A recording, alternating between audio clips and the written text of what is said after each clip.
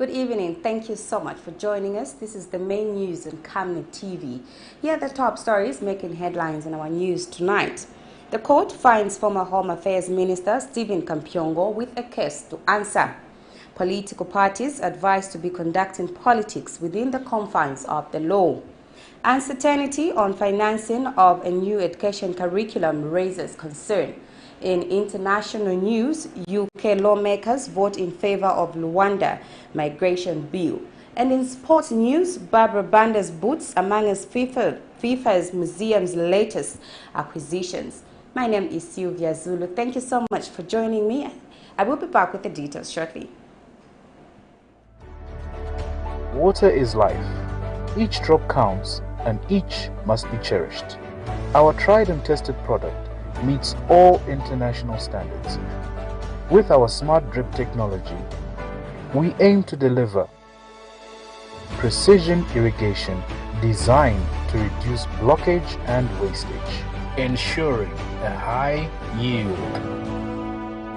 RWANDA, your smart irrigation partner.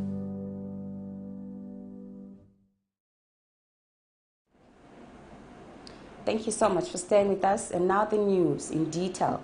Chongwe Member of Parliament Sylvia Masebo has appealed to the Ministry of Lands and Natural Resources to investigate land titles that have been awarded in the district in recent years.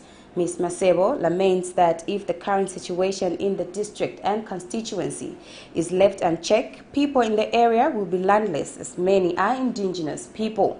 Speaking in the company of Minister of Lands Elijah Muchima, who toured the Jolwe area in Muzembela village, Ms. Masebo says land management in the area is chaotic and should be addressed with the urgency it deserves. Muzembela village headman has since appealed to the government to move in and resolve the situation, as many villagers have lost even their fields through dubious buyers and sellers. Hundreds of villagers in Muzembela village in Jolwe area of Chongwe district risk being left in destitution, as the entire village is sitting on 4 title deeds, including the village headman's house. This came to light Wednesday when Chongwe Member of Parliament Sylvia Masebo and the Minister of Lands and Natural Resources Elijah Muchima, in company of the district council leadership, toured the area for an engagement meeting with the affected residents. Village headman in Muzembela says the land grab commenced in 2012, and since then most villagers have lost, including their fields.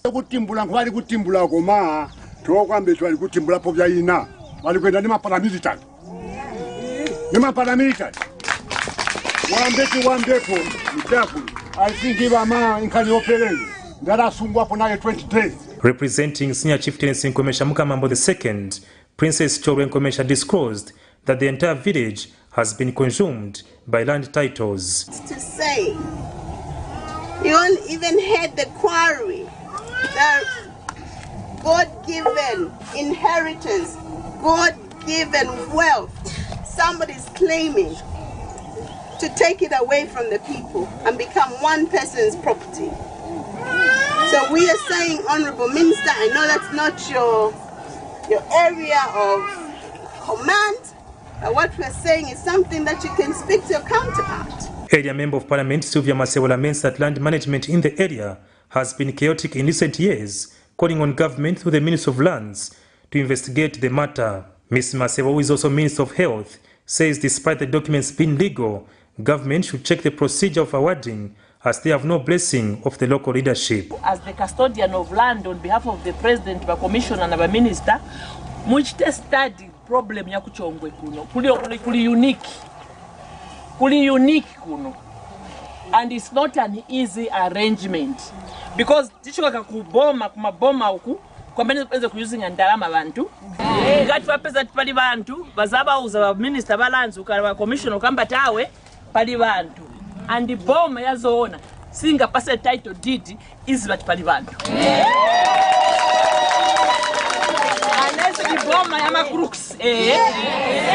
In responding to the concerns, Minister of Lands Dr. Muchima says all titles which did not take into account of local settlements will be cancelled to ensure that pending displacements are avoided. We want to emphasize there are rules and regulations. Any fraudulent issuance of title deed will be cancelled.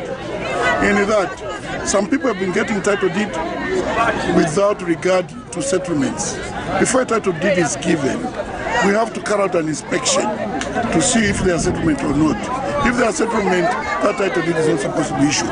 With this case not limited to this area, it can only be hoped that such efforts can be replicated across the country to curtail displacements of local people that have been witnessed. For Camnet TV News, Afias Kaptula, Chongwe District, Lusaka.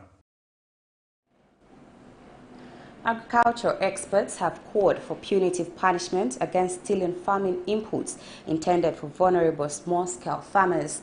Reacting to the arrest of 3 community development officers in Chulubi for allegedly stealing farm inputs, National Association for Smallholder Farmers Executive Director Frank Kayula says the 3 government officials who have been arrested must serve as examples to the would-be offenders.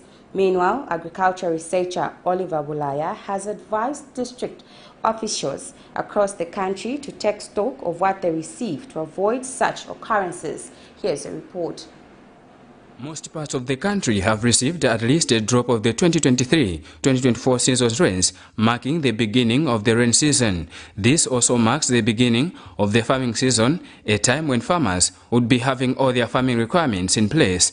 However, this may not be the case with some small-scale farmers in Chulubi District, Northern Province. According to Northern Province Police Commanding Officer Lucky Bomba, farm inputs valued at 195,000 kwacha belonging to 40 beneficiaries has allegedly been stolen by 3 community development officers. The inputs include 120 50 kg bags of fertilizer, 10 50 kg bags of maize seed, and 10 50 kg bags of bean seeds, which are supposed to be distributed to the beneficiaries. The trio are alleged to have collected the inputs at Matipa Depot, which were destined for Mwima catchment area, and diverted them on the pretext that the beneficiaries were not showing in the register. This has displeased agriculture experts like National Association for Smallholder Farmers Executive Director Frank Kayula, who wants a stiff punishment for the officials in question.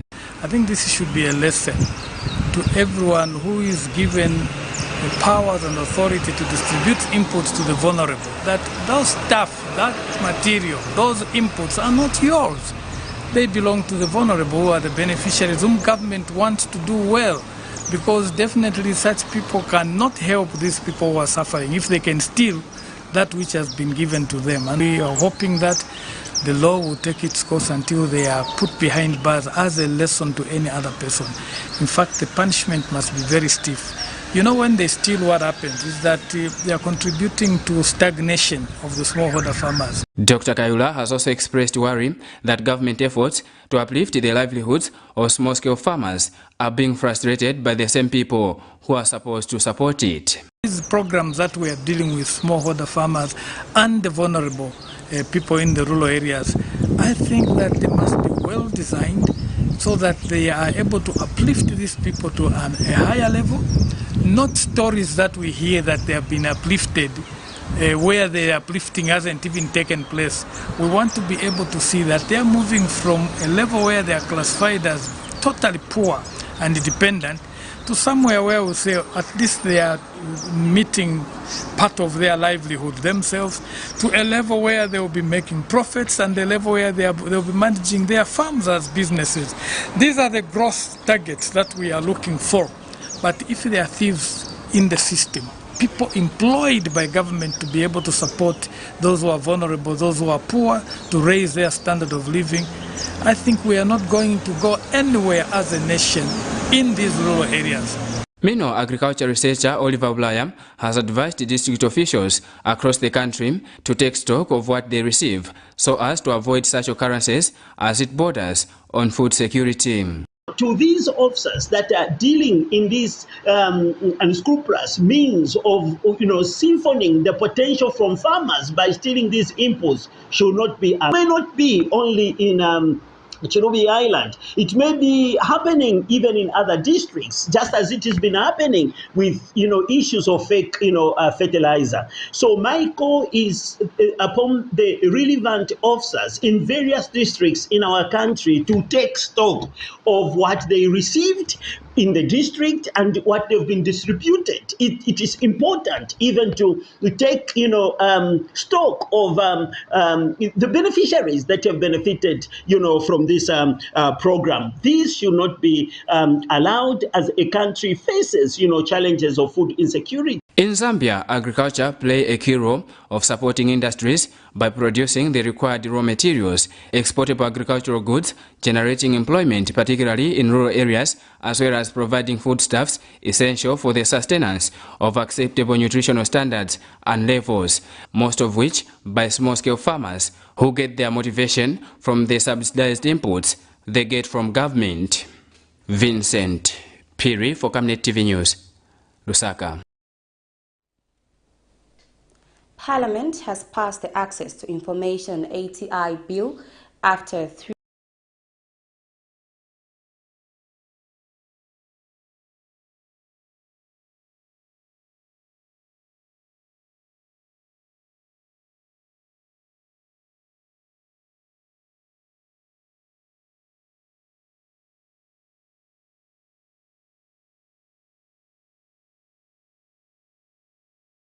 2021 elections. Meanwhile, Minister of Justice Mulambo Haimbe said the bill represented the government's commitment to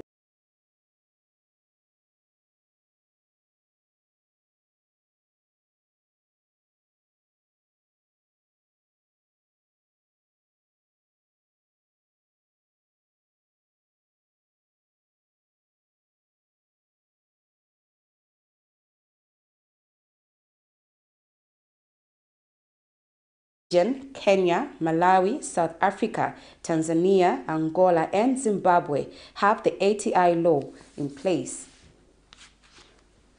In other news, the National Action for Quality Education in Zambia is worried that despite the new school curriculum being progressive, it has not been budgeted for in the 2024 national budget. Organization Executive Director Dr. Aaron Chansa notes that the Ministry of Education will not have the capacity to orient teachers and engage citizens in 2024 before the implementation of the new curriculum in January 2025. Mr. Chansa has also implored Zambians to embrace the school curriculum that the Ministry of Education is proposing for implementation in 2025. He is happy that the curriculum places emphasis on the importance of technology, agriculture, and entrepreneurship. We want to urge all Zambians across the country to support the new curriculum being developed by the Ministry of Education. This is because this document is very progressive. It is emphasizing issues to do with technology, issues to do with entrepreneurship, and also mining, and these are the issues that we've always wanted to be in our education system. We are also happy that the ministry has been very, very inclusive. The process has been consultative, and this is the reason why we are producing one of the best curricula on the continent. This new document is emphasizing also the issues of early childhood education. There are also very, very critical changes that are going to fundamentally change the face of education in Zambia. Issues to do with the change of language of instruction in early grades. We feel that as stakeholders, we need to get back to English as the medium of instruction. The period for primary education has been reduced from 7 to 6 years. Obviously, the issues of advanced level education have come in.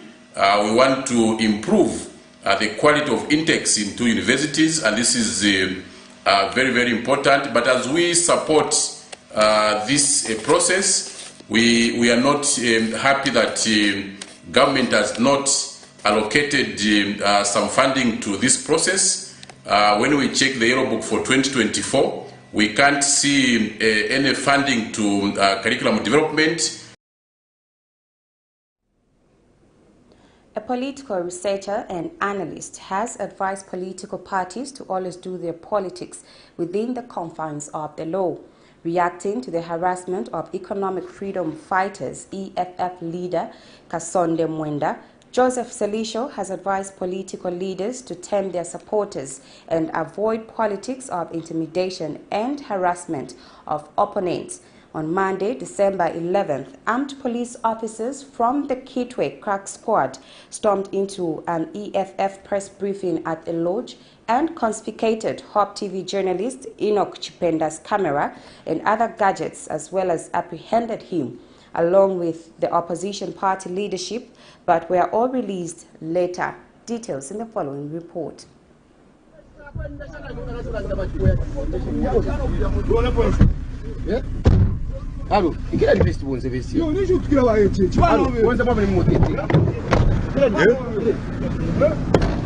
Amidst concerns of a shrinking democratic space in the country, alleged United Party for National Development UPND supporters harassed opposition Economic Freedom Fighters leader Kasonde Mwenda in Kitwe area this week. This has concerned stakeholders, among them political players. We expected that this would be a thing of the past, but as we speak today, Kadarism is rampant.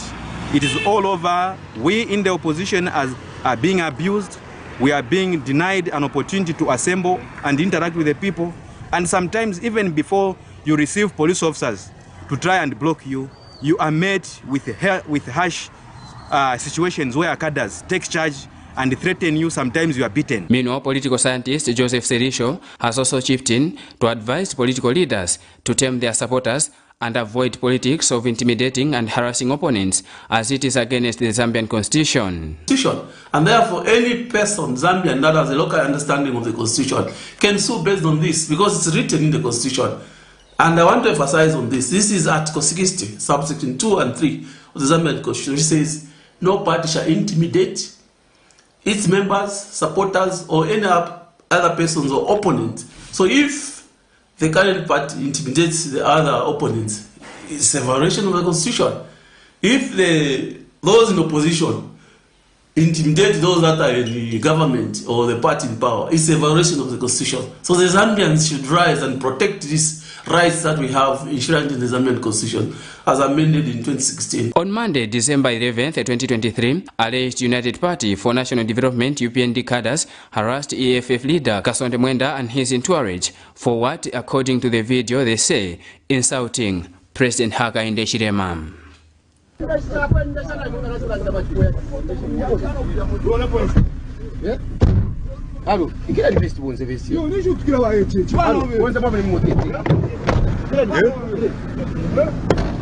Vincent Piri for Camnet TV News, Lusaka.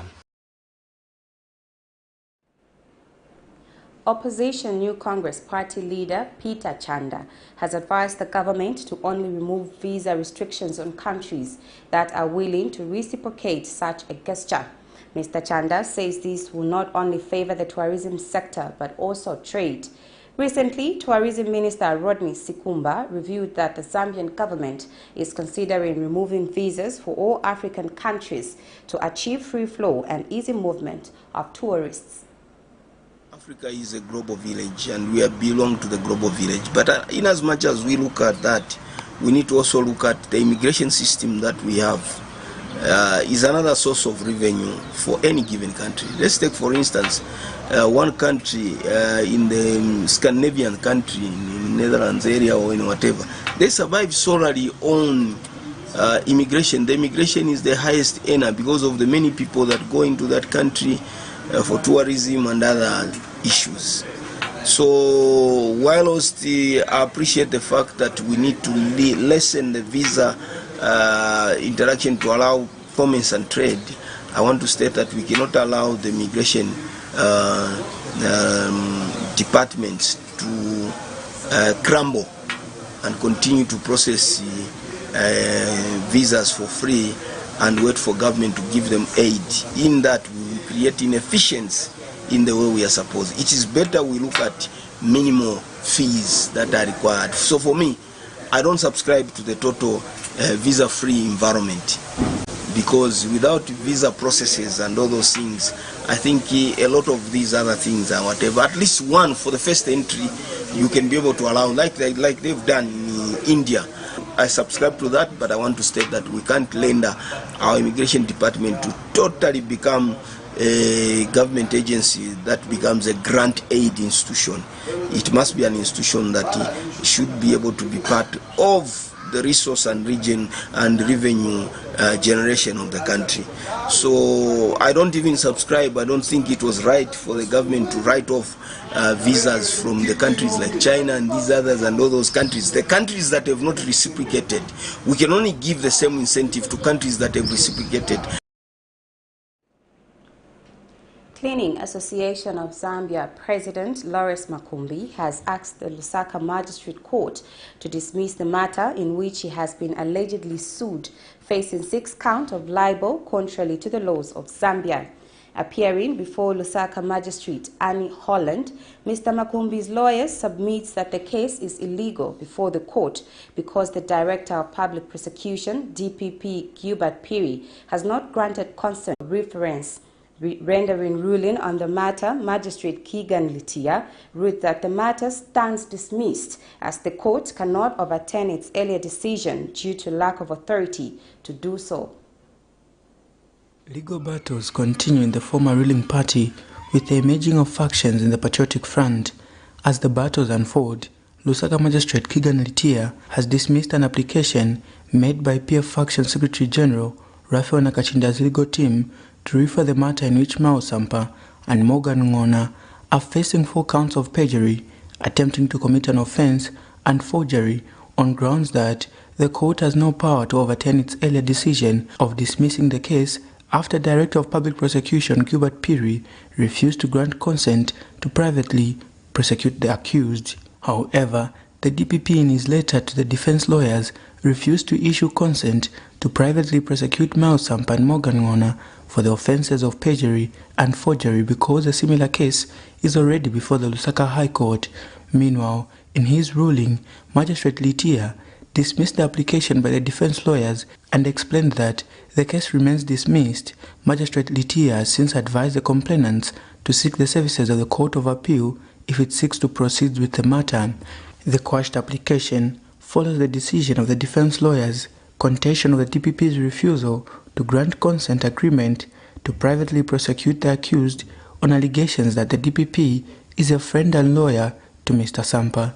In this matter, allegations are that Sampa on October 26, 2023, swore and filed an affidavit at the High Court claiming he is president of the Patriotic Front when in fact not. In count 2, allegations are that Sampa on the same day swore and filed an affidavit at the High Court with an exhibit of a letter alleging that the said letter, dated October 25, 2023, and delivered to the Registrar of Societies, was issued by the Patriotic Front Secretary General when in fact not. In count 3, whilst acting together with other persons unknown on October 25th, did attempt to change office bearers at the Registrar of Societies by presenting a list of the said office bearers when they had no authority.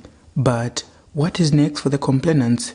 Emmanuel Mwamba is PF Faction Information and Publicity Secretary. He used himself in this matter since he's a personal friend of Mr.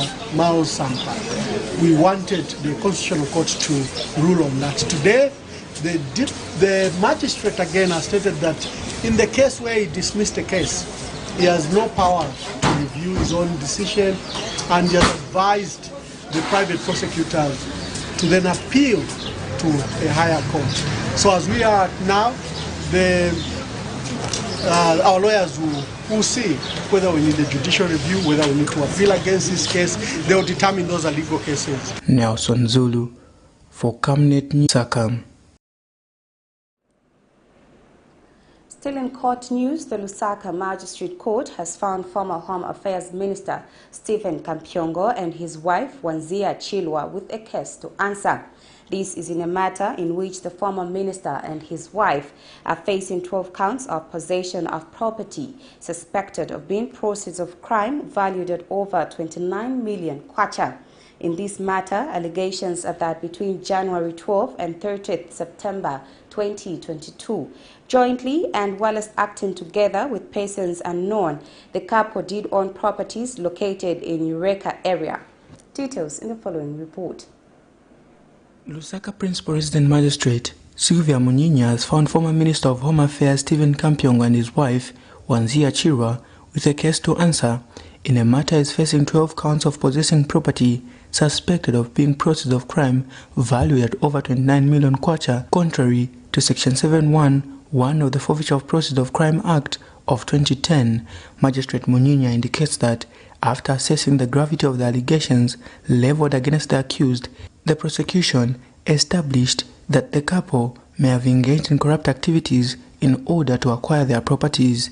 As such, a prima facie case has been established demanding the accused persons to account for how they acquired the properties.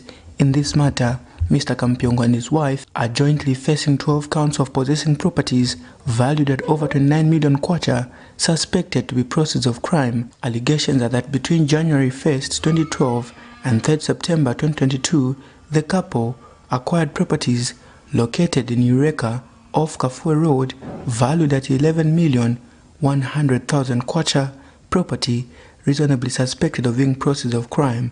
In the second count, it is alleged that between the same dates, Mr. Kampyongo possessed a property off Twin Palm Road valued at 1,600,000 kwacha, property reasonably suspected of being proceeds of crime.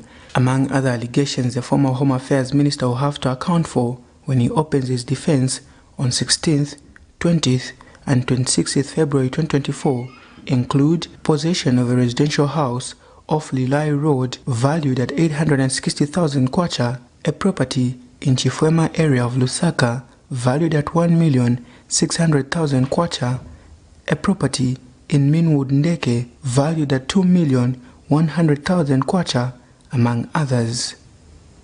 Nelson Zulu for Camnet News, Lusaka. This is the main news on Camnet TV. We now take our first set of commercials. To join me with more news after the break. Potatoes, the unsung heroes of flavor. From crispy chips to creamy mash, potatoes are the versatile superstars of your kitchen. Grown with love by our dedicated workforce drawn from around the community of Palavana. Savenda Farm's commitment is to see to it that we have potatoes that are grown right, healthy, big and tasty. For that quick fix or big celebration or that meal that brings family together, top chefs rely on the Savenda potato to create culinary masterpieces. And for others, it's that icebreaker to a delightful conversation. So, embrace the magic of Savenda potatoes. They're not just a side dish, they're the heart and soul of your kitchen. Savenda, save nations, develop Africa.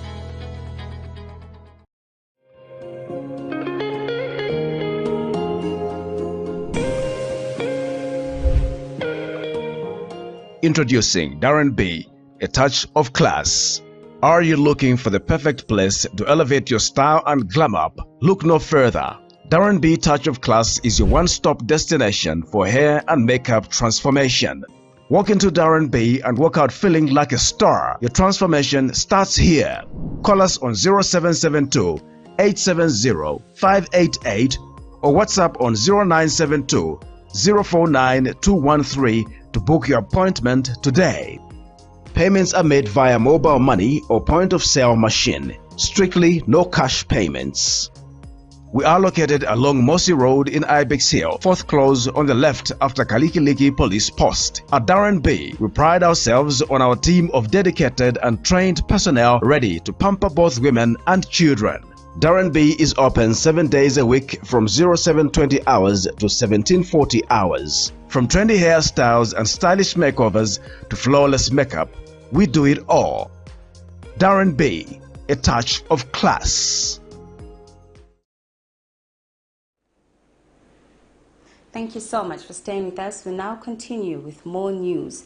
The Ministry of Local Government and Rural Development is concerned that some citizens opt to take the law into their own hands by closing council offices because of perceived ineffective service delivery. Permanent Secretary, Technical Services Nicholas Piri stated that the ministry has maintained an open-door policy for all citizens and stakeholders to express their concerns when they are aggrieved. On Tuesday, December 12, 2023, some residents of Sinda district in Eastern Province closed the offices of Sinda Council due to perceived poor delivery of services to the locals. Lelo tata decide bovala Sinda Council. Reason why tavala Sinda Council is simple. Wachiramo wa Sinda Council kusebenza na makaders weka wa PF. Yes. Yes. As a community. Yes. Yes. As a community. Yes. Sinda community. Sizavomera utasenza na political party. Watandize onse wandosauka wapa Sinda, ma youth wazimai wina ngwali onse. Oza tuwachanza hape makaders wa PF weka na weka. Ngatatandiza makaders wa PF kulise chiti pasa saini kuti nawe hapa council wa PF. Yes. Yes. Yes. Yes. Yes. So ndiye reason why tabovala Sinda Council kuseni kuno tifuna mundu atiletere mansazi azintu why Sinda Council isenza na PF. I fence za seguliwa. Tiembekeza provincial minister or permanent secretary atishita address ola bwera seguri. Ule mutapeleka kwa. Yes. I am a nonsense kusinda kwembira lero. I swear yasidira pamene hapo. Sizavomera mundu wina nguchama nonsense. Vintu vinganya transparent. Tiziona ngati wasebenza ali wonse mundu azigwira hapo. Ni ndrama zingale neutral. Ni ma contract yangale neutral. Not vonse vile mirabe kuri mu MPs wa PF. Hivyo sizavomera. Okay, so I think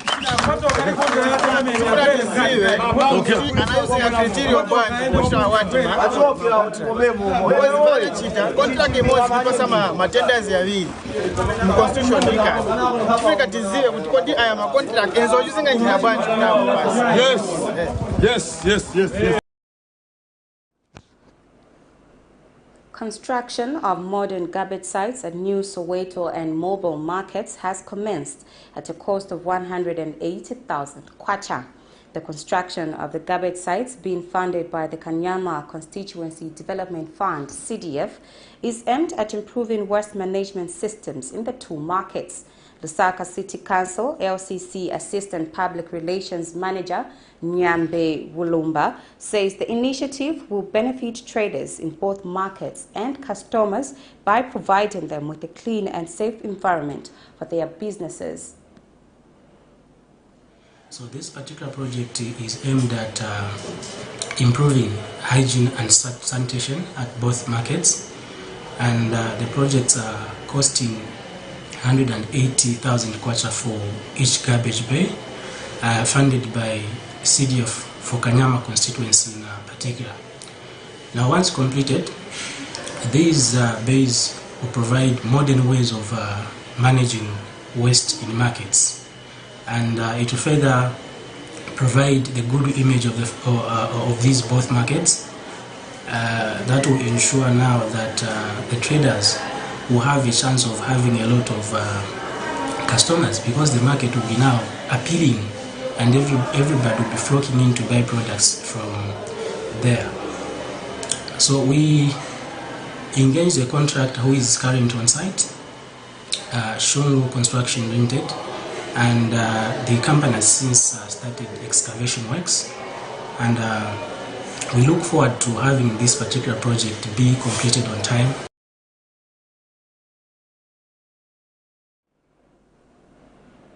Western Province Permanent Secretary Simomo Akapelwa says Lwanginga and Silanda bridges will boost the growth of the tourism and agriculture sectors in the region once completed. Touring the two bridges on Tuesday, Western Province Permanent Secretary Simomo says works on the two bridges have reached an advanced stage. More details in the following report. A game changer and an economic booster to tourism and the agriculture sector in the region. Rwanginga Bridge connects Kalabo and Ruwa constraints, which is the home of his second world beast migration, and has for many years remained inaccessible due to lack of crossing points. The community members from the two constituencies are so far pleased with what government is doing. Nialuza maya busiwa utofita kwanu mikolo bakwalile. Fachwa solita maya kamolo latela. Ni hau fita fabuse fa mbusiwe mbayo na ekele izu wa kufita fabuse. Mikolo bakwalile. Muntu wako na kushwela fabuse. twefaibona lile bridge mane lwitumezi masovazo lepiliwa vaitisizi lwitumezi kwa bridge eva lupangezi mine lunyanda kakusila kamikolo kolofava lupangezi bridge solitamani mautu kafya lutaa lwasila ntelenge lukuluile akuna butata. Western Province Permanent Secretary Momo Akapelwa in the company of Road Development Agency Western Province Regional Manager Engineer Paul Habasimbi is in the area to appreciate the progress of the works at Rwanda Bridge. Liwa has the second biggest herd of wildebeests in the world, second only to the Serengeti National Park. It's a big spectacle. So like people go to Serengeti to watch the wildebeest migration, people will also come here to watch the wildebeest migration. So eventually, like I'm saying, this is a road, it's not a road to nowhere. Eventually this road will actually get into the main Liwa Park itself without causing environmental degradation.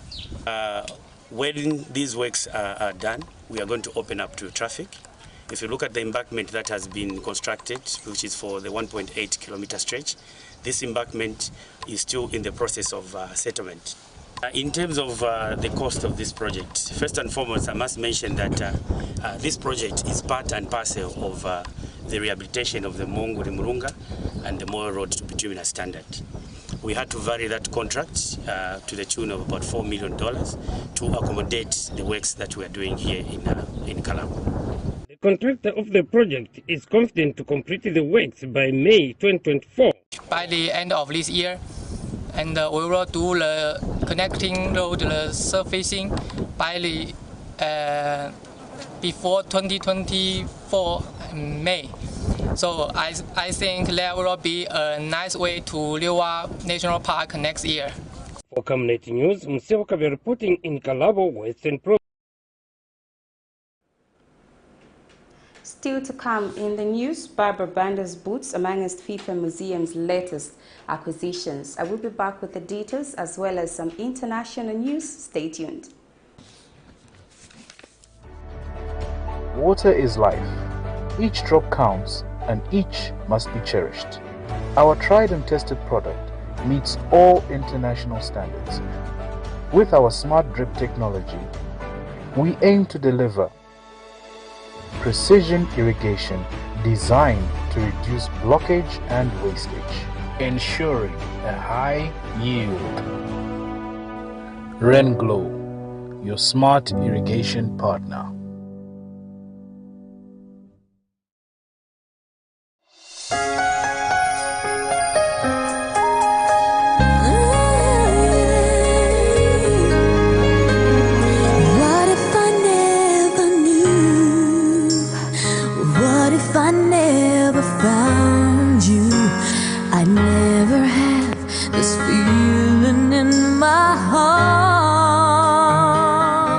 Are you planning to marry or get married?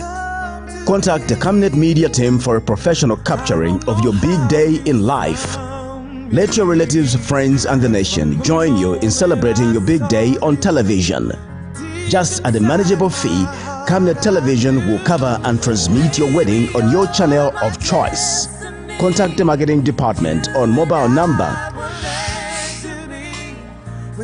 Camnet Television, not just another channel. I give my love to having home. And as far Thank you so much for still staying with us. And now, in international news, British lawmakers voted Tuesday to support the government's plan to send some asylum seekers on a one-way trip to Rwanda, keeping alive a policy that has angered human rights groups and cost the UK at least $300 million without a single flight getting off the ground. The House of Commons voted 313 to 269 to approve the government's Rwanda bill in principle, sending it on for further scrutiny. The result averts a defeat that would have left Prime Minister Rishi Sunak's authority shredded and his government teetering. It buys Sunak some breathing space but tees up further wrangling in the coming weeks. The bill seeks to overcome a ruling by the UK Supreme Court that the plan to send migrants who reach Britain across the English Channel in boats to Rwanda, where they would stay permanently, is illegal. The Safety of Rwanda Asylum and Immigration Bill faces criticism both from conservative centrists who think it skirts with breaking international law and from lawmakers on the party's right hardliners who say it doesn't go far enough to ensure migrants who arrive in the UK without permission can be deported. We now have a roundup of African news. British Prime Minister Rishi Sunak got respite on Tuesday after lawmakers voted the Safety of Rwanda Asylum and Immigration Bill. The policy seeks to send some asylum seekers on a one-way trip to Rwanda. The ayes to the right, 313. The noes to the left, 269. The deal faces criticism both from conservative centrists and hardliners. The Home Secretary said that the new agreement had amended elements that led to legal challenges to a previous version. The treaty that I signed last week puts beyond legal doubt the safety of Rwanda. It provides the basis to end the merry-go-round of legal challenges that have second-guessed the will of Parliament and frustrated this policy, this House and the desire of the British people. After the vote, Britain's PM defended his bill on social media. It has already cost around $300 million and still needs to be approved by Parliament. Vote counting began in Egypt on Tuesday evening after polls closed at 7 p.m. GMT. Some 67 million Egyptians were registered to cast a ballot in the presidential election. State newspaper Al Ahram reported that the National Elections Authority, which is responsible for organizing the poll, recorded an unprecedented turnout. It stood at 41% in the 2018 election. Former Army Chief Abdel Fattah al-Sisi is running against three relative unknowns: Farid Zahran, leader of the left-leaning Egyptian Social Democratic Party, Abdel Sanad Jamama from the Wafd, and Hazem Omar from the Republican People's Party. Vote in Egypt started on Sunday, while Egyptian expatriates cast their ballot in early December. The cost of living is a top priority for many voters who've had their savings slashed in an economic crisis worsened by the devaluation of the official currency. Results of the presidential polls will be announced on Monday. A runoff is scheduled in January if no candidate secures more than 50% of the vote. However, observers expect Sisi to secure a third term. Opposition politician Ousmane Sonko will know on Thursday whether he can be reinstated on the electoral rolls. On Tuesday, his lawyers and the legal counsel for the state of Senegal attended a court hearing in Dakar on the matter. A potential Sonko candidacy for next February's presidential elections depends on this ruling. After listening to the parties for 8 hours, plus a 15-minute bonus for each, the judge decided to go into solitude. With his conscience and his bravery, that is the rule of law, as his only guide. He will hand down his decision on December 14th. On November 17th, Senegal's Supreme Court overturned a ruling by a court in the city of Ziguinchor. The ruling had put Ousmane Sonko back in the race for the presidential election by overturning his removal from the electoral roll. The state's lawyers say Sonko's request is inadmissible, while his lawyers are optimistic. We can be optimistic, and we have good reasons to be, but we also know that this case is essentially political. It is politically motivated, and this is an area that unfortunately doesn't fall within our remit, as it competence. But if we have to stick to the law, there is no objective legal reason as to why Mr. Ousmane Sonko should be struck off the electoral roll. The leader of now dissolved PASTEF party was struck off the electoral roll after his conviction to 2 years imprisonment for corrupting youth. Imprisoned since late July on other charges, Sonko has repeatedly branded his legal troubles as a political plot.